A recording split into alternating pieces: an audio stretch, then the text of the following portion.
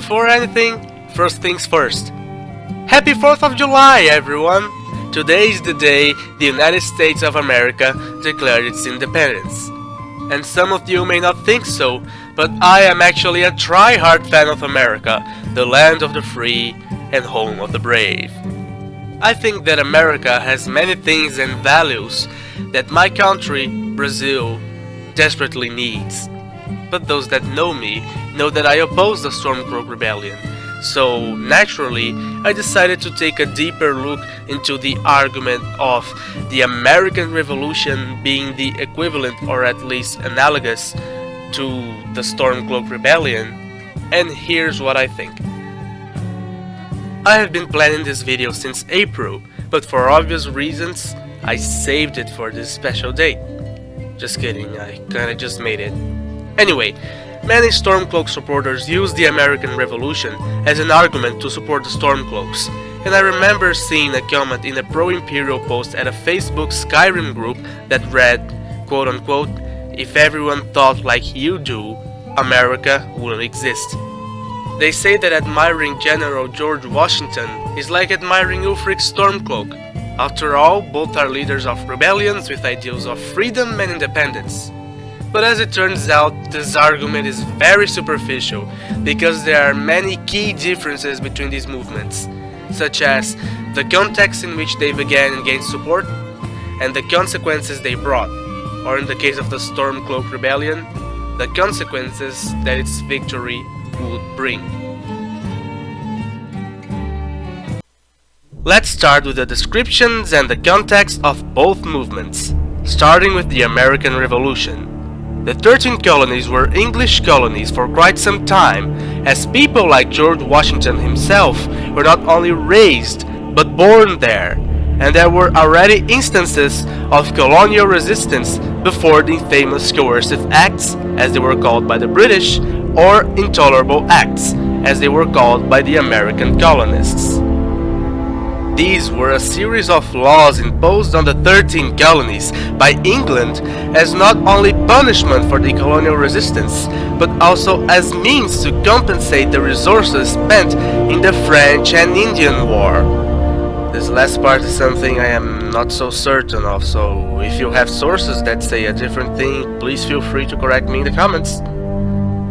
The event that was the last straw for Britain and that ultimately ended in the intolerable acts was the famous Boston Tea Party, in which tons of tea from a British ship were thrown into the water by rebellious colonists as an act of protest against Britain. The intolerable acts were the Boston Port Act that closed the city's harbor until restitution was made for the destroyed tea, the Massachusetts Government Act that reduced said colony to the level of a crown colony, replacing the elective local council with an appointive one, enhancing the powers of the military governor and forbidding town meetings without approval, the Administration of Justice Act that aimed at protecting British officials charged with capital offences during law enforcement by allowing them to go to England or another colony for trial,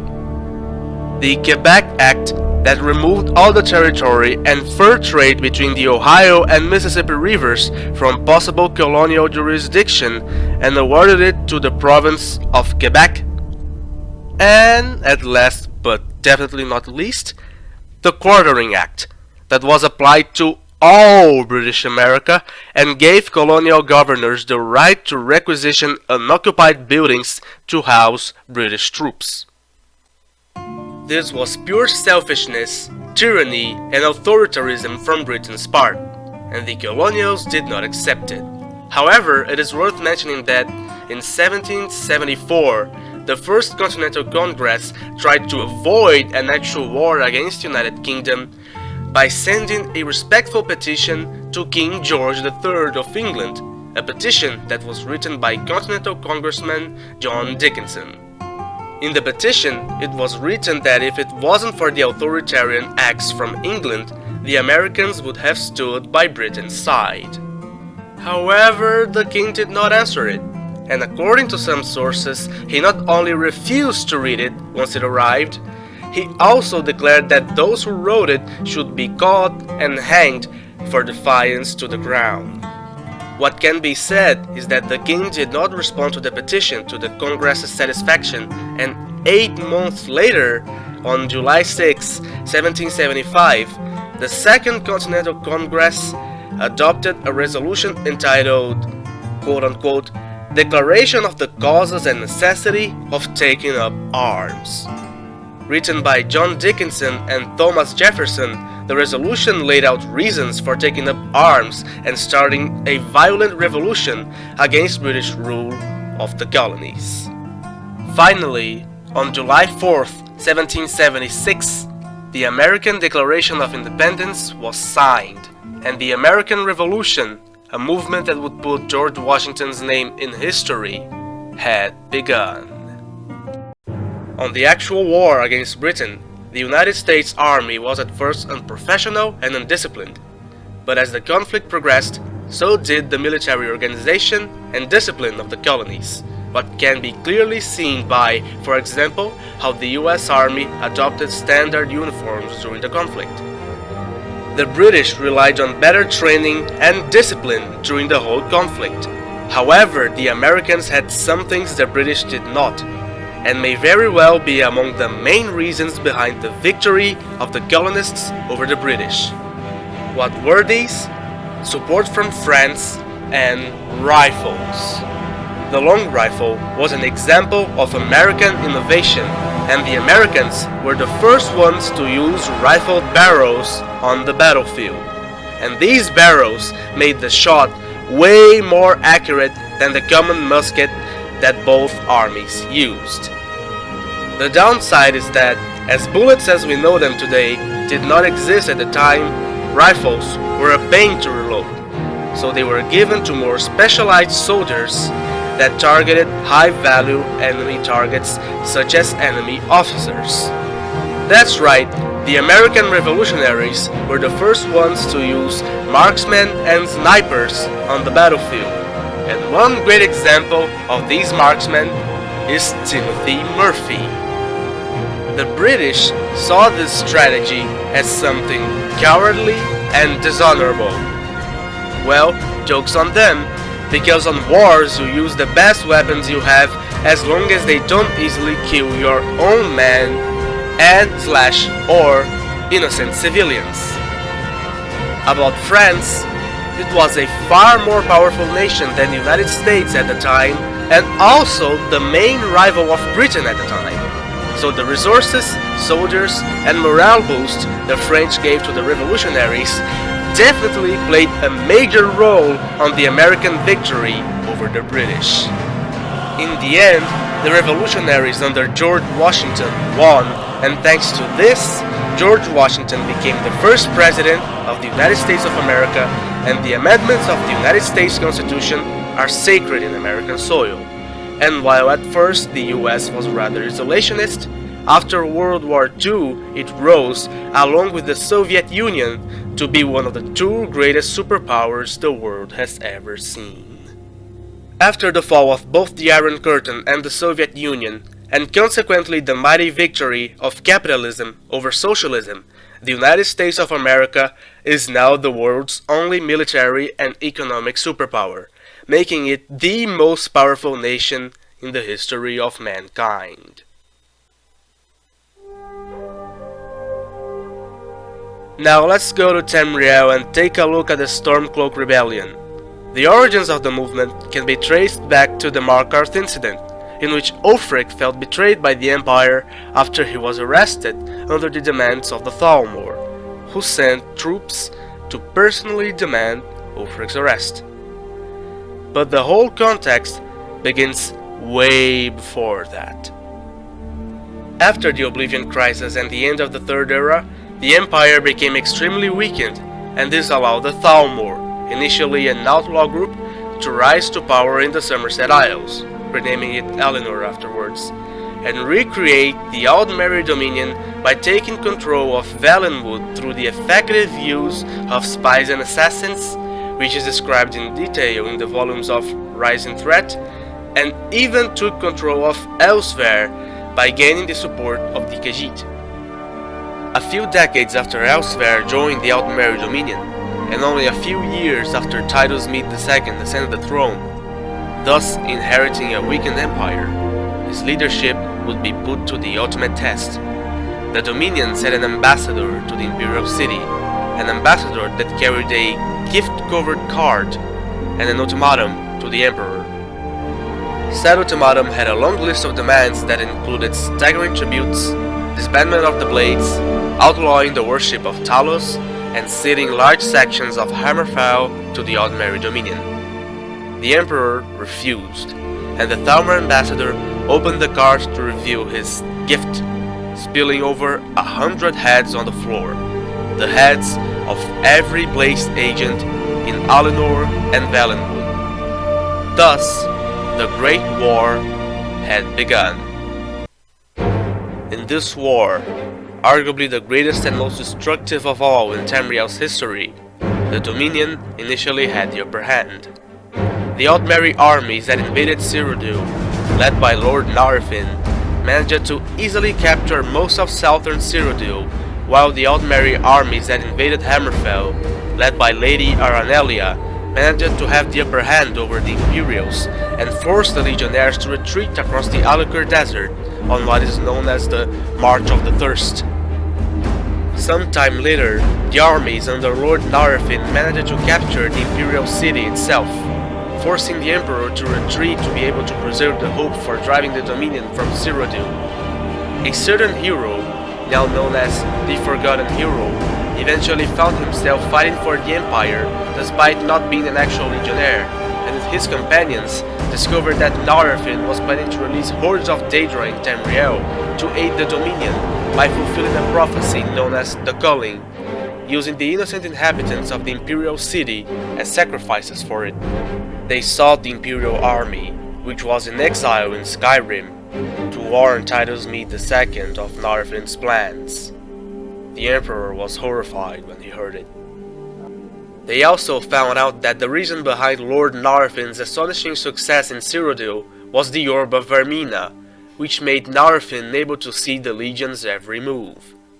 It is unknown if the hero and his companions destroyed the orb or took possession of it, but what is known is that they defeated Narfin's right-hand Remora and escaped the city to report back to the Emperor. With Lord Narfin's secret weapon gone, it was the perfect time for a counterattack. And fortunately, the Dominion thought it was just a matter of time before the Empire surrendered, so logically they did not expect the Emperor to gather as much forces as he could to retake the Imperial City. The Emperor sent orders to General Decianus, the general in charge of the Imperial Legions in Hammerfell, to withdraw completely and return to Cyrodiil to aid in retaking the capital.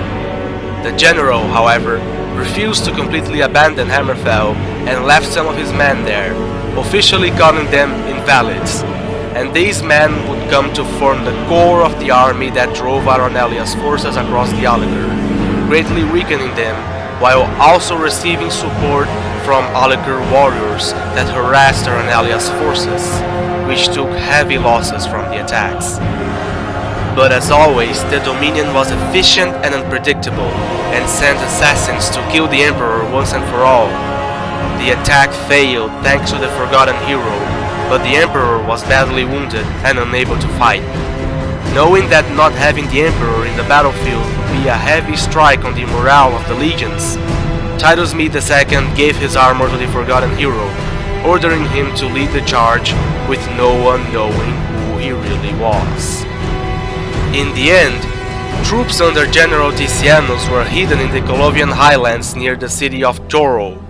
Legions made primarily of Nords under General Jonah were stationed in Sherin-Hall, and, finally, the forces under the Forgotten Hero, who the Legionnaires thought was the Emperor, were stationed in Bruma.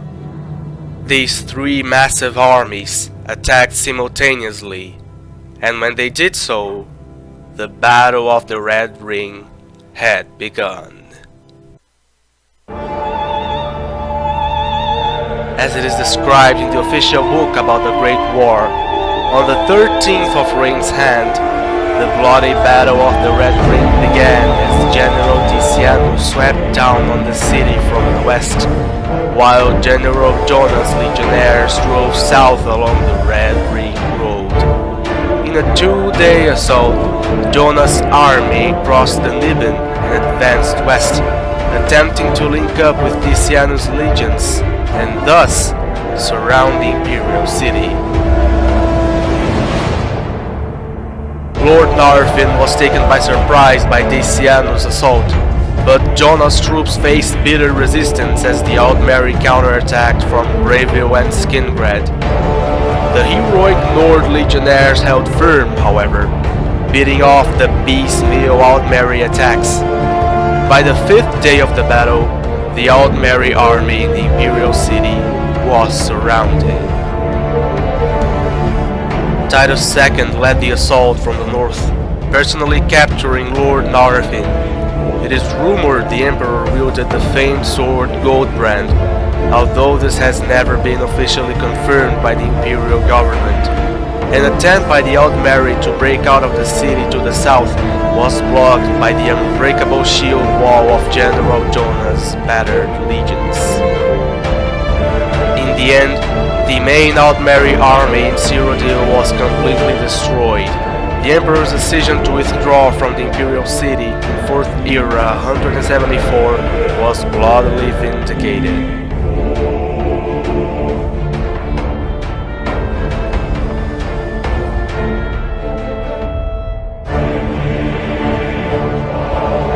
However, the Imperial Legion was far from fit to fight after such a massive battle, as the book explains.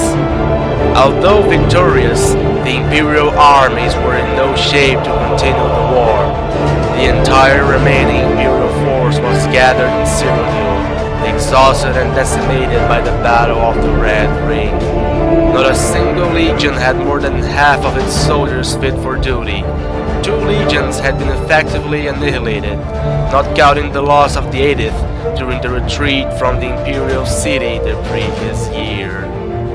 And that without mentioning how the fact that the capital was sacked meant the Empire had few resources to count on, while the Dominion had resources to give and sell, and the rest of its armies in Cyrodiil were now fully alert, thus eliminating the elements of surprise that served as the main advantage for the Imperial Legion during the Battle of the Red Ring. Remember, the book says it was the main Aldmeri army in Cyrodiil that was destroyed. And the fact that it says main army instead of only army means there were Aldmeri forces left in Cyrodiil. Seeing himself on a dead end, Emperor Titus II came to the conclusion there was no other option besides signing a peace treaty with the Aldmeri Dominion. And so he did, and the peace treaty became known as the White Gold Concordat. Critics have pointed out that the terms of the White Gold Concordat were pretty similar to the terms of the original ultimatum, including the outlawing of Taurus worship and ceding large sections of Hammerfell to the Dominion. However, at those circumstances, it was either sign the White Gold Concordat or have the Empire completely destroyed by the Aldmeri Dominion.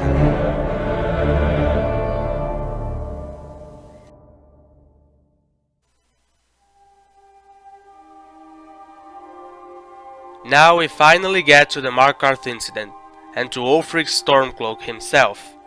We know that Ulfric is the son of the Bear of Eastmarch, the previous Jarl of Windhelm, and that he was summoned by the Greybeards at a very young age to study the way of the voice and one day become a Greybeard himself. However, when the Great War began, he saw it as his duty to fight for his province, so he left the Greybeards and joined the Imperial Legion, and at one point was captured by the Aldmeri Dominion. The Thalmor dossier about him, that was taken by the Dragonborn after infiltrating the Thalmor embassy, reveals that during his interrogation, and obviously torture, the Dominion started to see him as a valuable prisoner, as he was the son of the Jarl of Windhelm, and was assigned as an asset to Elenwen. the current first emissary of the Thalmor and also their ambassador to Skyrim, and he was made to believe the information got during his interrogation was crucial to the capture of the Imperial City, when the city had fallen before he had broken, and then allowed to escape. The dossier also says that contact was established after the war and he had proven his worth as an asset, but it should be emphasized that an asset is not an actual agent. After returning to Skyrim, Ulfric was sought by the then former Jarl of Markarth, Hrolfdir, for help in retaking the city from the rich men, promising Ulfric the right to worship Talos afterwards. You see, when the Great War broke out, the Legion called the majority of their men to aid in the war effort. In Markarth, the rich men, the natives, were waiting for an opportunity to take over the city and rule the rich. And when most of the rich legionnaires were called to fight the Dominion, the rich men did not waste such opportunity and took the hold through an uprising, leaving the former court of Markarth desperate and looked for Ulfric, who agreed to help in retaking the city. Ulfric formed the militia which he used to attack the city, and it is said he used the Thu'um during the siege. Ulfric and his militia managed to retake the city without any assistance from Cyrodiil, and what was left of the Richmond rebels ran into the hills and became the Forsworn. However, such mighty deed has a dark side to it, and Ulfric's actions in Markarth made some call him the Bear of Markarth, thanks to his ruthlessness. As it is revealed during the quest The Forsworn Conspiracy and the book The Bear of Markarth, Ulfric committed horrible atrocities when retaking the city, particularly against captured Richman fighters. And as we have no in-game quest, document, or event that contradicts the claims of this book, its content should be considered a fact. During the Forsworn Conspiracy quest, it is revealed by Nepos the Nose that Ulfric's militia executed every Richman fighter that did not flee, except for a handful of Richmen which included Madanach, their king. The Bear of Markarth claims that women were tortured to give up the names of Forsworn fighters who fled to the hills, and the book goes as far as saying that Ulfric ordered the execution of all those who could fight for him, but failed in the call to fight with him. According to the book, Ulfric justified such actions by saying that, quote-unquote, "You are with us, or you are against Skyrim." Do the ends justify the means? Do atrocities committed by one side justify atrocities committed by the other? Does not supporting one side means you should be treated like one who supports the other side? Apparently, for Ulfric Stormcloak, the answer to all these questions is yes. Regardless, Markarth was given back to the Nords. Hrolfdir's court was back in Markarth, and all had Ulfric to thank for it. So the Nords once again ruled Markarth, but there was still one issue Ulfric wanted solved: Talos worship. Remember when I said Hrolfdir promised Ulfric free worship of Talos in exchange for helping retake the city? The problem is that it would be directly against the terms of the White Goat Concordat. As it is revealed by the dialogues of Cedran, the owner of Markarth's stables, and Igmund, the Jarl of Markarth in the beginning of the game, and also the son of Hrolfdir, the court of Markarth hoped the Outmarried Dominion would not find out about it. And when the Thalmor did find out about it, they sent a whole group to personally demand Ulfric's arrest. For Hrolfdir, the choice was clear: arrest the militia or risk another war with the Dominion, and even if Markarth stood alone against the Thalmor, it would not stand a chance. And he chose to arrest the militia. It's the whole reason Ulfric revolted against the Empire. Well, the first reason anyway.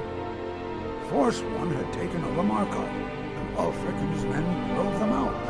Empire promised they'd be free to worship Talos afterwards. Pity no one told the elves. A whole group of those Thalmor came, and they demanded Ulfric's arrest. It all started here, this rebellion.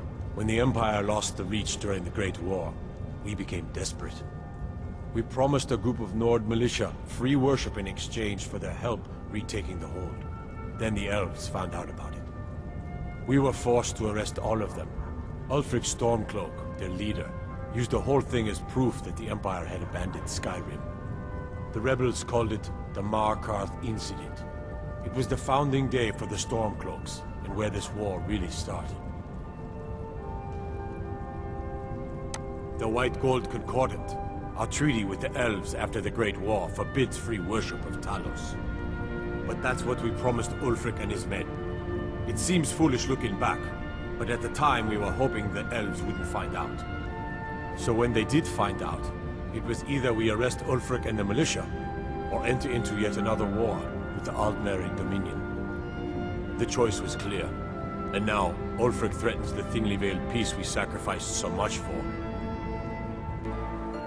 Ulfric saw the whole thing as proof the Empire had abandoned Skyrim. His father, Hoag, the Great Bear of Eastmarch, died during his imprisonment, and Ulfric had to smuggle his eulogy out of prison to Windhelm. When he was finally set free, he returned to Windhelm to find a city in mourning, at one with his own grief and anger. They sat him on the throne of his father, the throne of Isgormor, while clamoring in angry voices, calling out for justice, calling out for war. My father, the Great Bear of Eastmarch, died during my imprisonment after the Markarth incident. I, his only son, forced to deliver his eulogy via letter I had smuggled out of prison.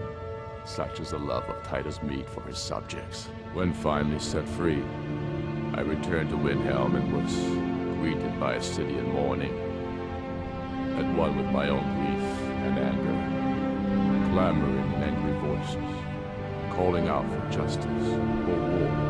They sat me on the throne of Isgormor, the throne of my father. I only hope I can prove worthy of that honor. And that, my friends, was the start of the Stormcloak Rebellion. The war has been going on for years by the events of the Elder Scrolls V, and Cyrodiil had barely paid attention to the rebellion for most of the war, leaving the Imperial supporting Nords to fight Ulfric's men almost by themselves. Initially, Ulfric's forces did not have an actual name, but started to call themselves Stormcloaks after their foes started calling them by this name as a joke. Despite their high morale and courage in battle, the Stormcloaks lack organization, discipline, and good equipment. This last one at least when it comes to their armor. They seem to have little to no discipline when it comes to their weapons of choice. Most of the soldiers use simple mail shirts or halberds that barely cover their limbs, just like regular city guards, and some the Elder Scrolls Legends cards from the Heroes of Skyrim expansion show Stormcloak soldiers going to the battlefield without helmets. All of this even after years of fighting Skyrim's legionnaires. Many say that the Legion is no better in terms of equipment, but in the lore the picture changes. Stormcloak soldiers may say that, quote-unquote, Legion soldiers gleam like fresh fallen snow and clank like a kitchen. They head this way, we'll know it. Mentioning characteristics of plate armor, which is mostly heavy armor in game, and Beyrand, the blacksmith at Solitude, from who the player can get the equipment after joining the Legion, says that heavy armor is, quote-unquote, for full-on combat. This fact is also enforced by some cards from the Elder Scrolls Legends that show a great part of the Imperial soldiers using plate armor. In fact, these cards also show how the Imperials are more organized and disciplined than the rebels. It is also important to mention that while Ulfric and his army fight for their right to worship Talos, it is revealed through dialogues from Alvor, Cedran, and Igmund. Remember that I showed these last two when talking about the Markarth incident, that the rebellion resulted in both the Empire and the Thalmor to be more active in Skyrim. The former to better deal with the rebellion itself, and the latter because the Dominion realized how Talos worship was particularly strong in Skyrim, and how the Empire was not enforcing the terms of the Concordat by itself. People are rightly stirred up about the damn Thalmor being allowed to roam around arresting people, just for worshipping Talos. But was it worth tearing Skyrim apart and maybe destroying the Empire? No. Ulfric will have a lot to answer for in the end.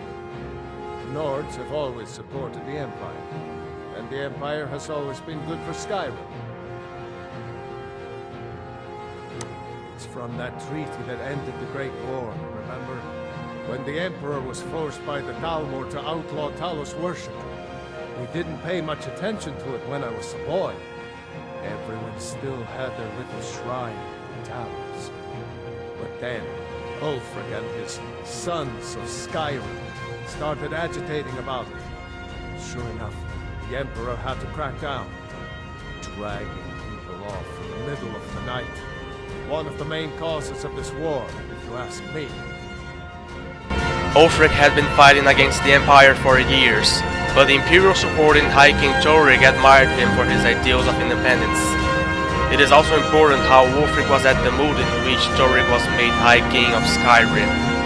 Regardless, Ulfric went to Solitude and requested an audience, when in fact he wanted to challenge Torig to a duel.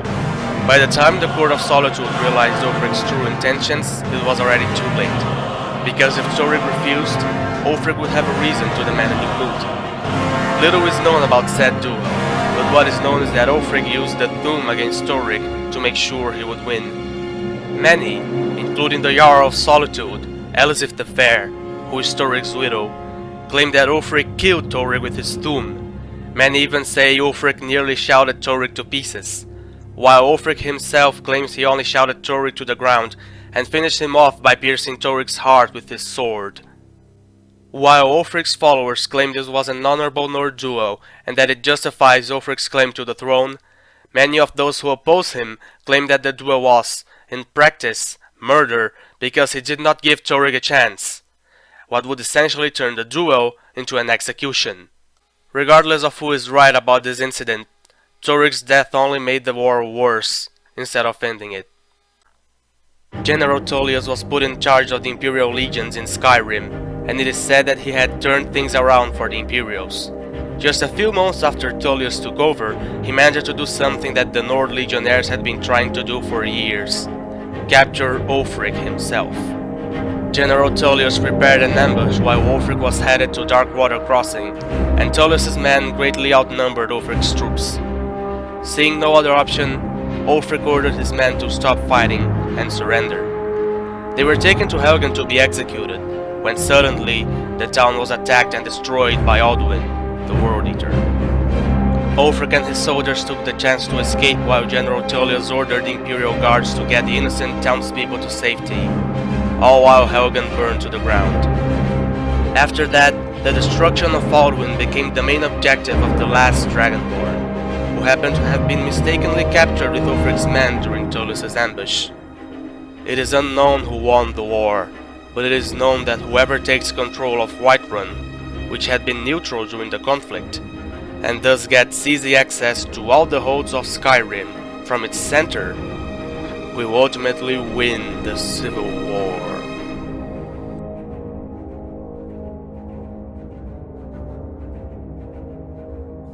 Regarding the consequences of a Stormcloak victory, you can hear exactly what they plan if you talk to Galmar Stonefist, Ulfric's right-hand man, after joining the Stormcloaks, and he'll say that, quote-unquote, "First, we'll kick the Thalmor and their bloody Imperial puppets out of the country. Then, we will rebuild Skyrim into the land she once was. When we're done with that, we will take our army to the Dominion, and show those pointy-eared bastards not every man is fit to be their slave."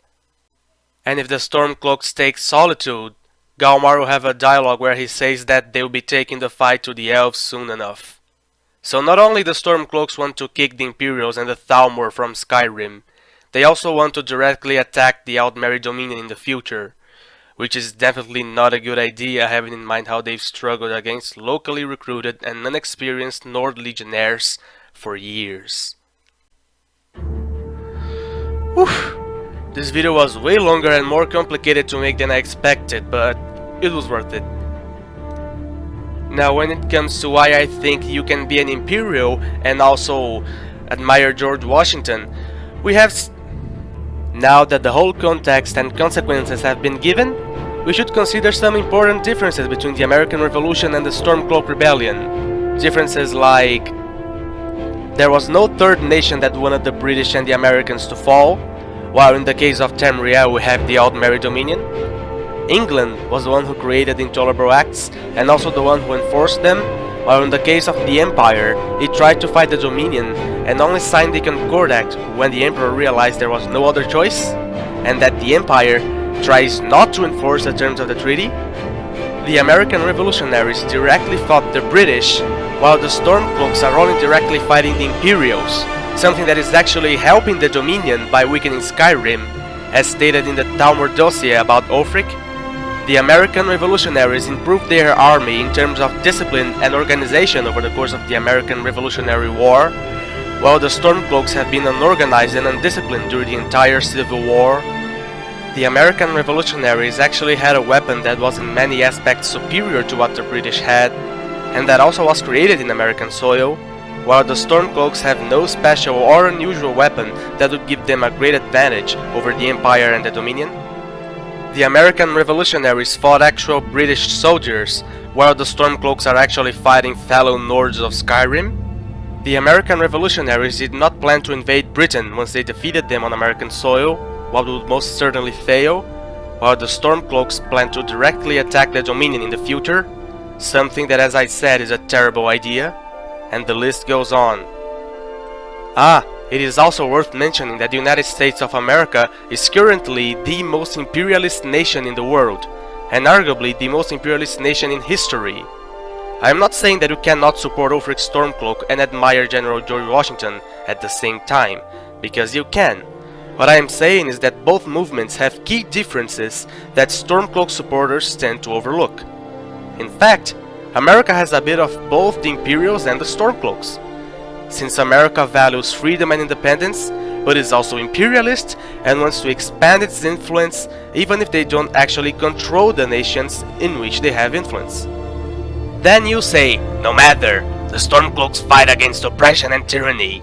They fight for the freedom of their people, and that alone makes them equal to the American revolutionaries, and means that you are a hypocrite if you admire General George Washington but does not support Ulfric Stormcloak. And I say, alright, so fighting against oppression and tyranny and for the freedom of your people is enough? Then you might as well be a fan of the Bolshevik Revolution. Yeah. Anyway, this is it for this video. It was pretty complicated to make, but it was worth it. And I can say I had lots of fun while making it. So, if you enjoyed it, please leave a like, subscribe to my channel if you're not subscribed yet, and God bless America.